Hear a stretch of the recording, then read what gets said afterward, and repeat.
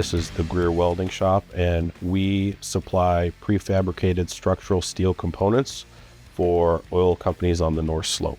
The North Slope is basically everything above the Arctic Circle in Alaska, but when I'm referring to the North Slope, I'm primarily referring to the oil fields up there. The majority of oil is produced there in Alaska. Most of it comes from the North Slope down the Trans-Alaska Pipeline. We focus on structural steel for the North Slope. That's kind of 99.9% of our business. So we don't do really hardly any consumer-facing stuff. It's all strictly for oil companies. There are 3 shops and 1 standalone office on premises. Our main shop is about 100 feet by 200 feet, and it's broken into 3 sections, and we can build everything from the smallest component used on the North Slope to some of the largest platforms that go up there. Some of the biggest platforms we've made have been 100,000 plus pounds and required cranes to lift out of here. The main shop, it's very fluid, it can be set up to do almost anything that it's needed to.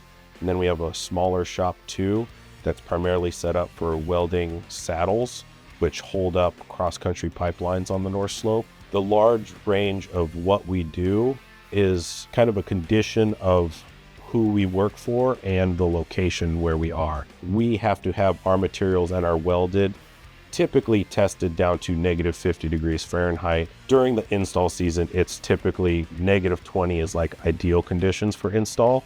And if something were to catastrophically fail, you have tons of steel falling on the ground, not to mention the environmental impact and delay on a very precious short install season. Depending on the weld, what we're welding, what that assembly is used for, there's different criteria for testing essentially. The most standard is mag particle testing, but if it's a critical joint, part of a large structure or a low temp structure, and especially at lifting points, those require ultrasonic testing.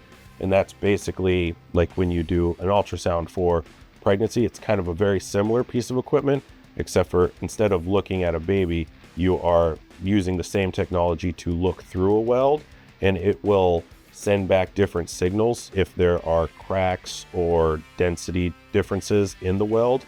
And the point is, when we look through the weld, it should be able to see the thickness of the entire weld as homogeneous. We do a lot of small jobs just to support maintenance on the North Slope, so very small, just repairs. In those cases, we're not getting anything pre-cut. We're cutting them ourselves, forming them ourselves.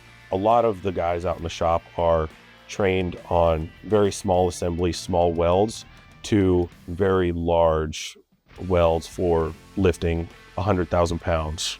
In the lower 48 in Canada, there's also much larger shops that do almost verbatim what we do.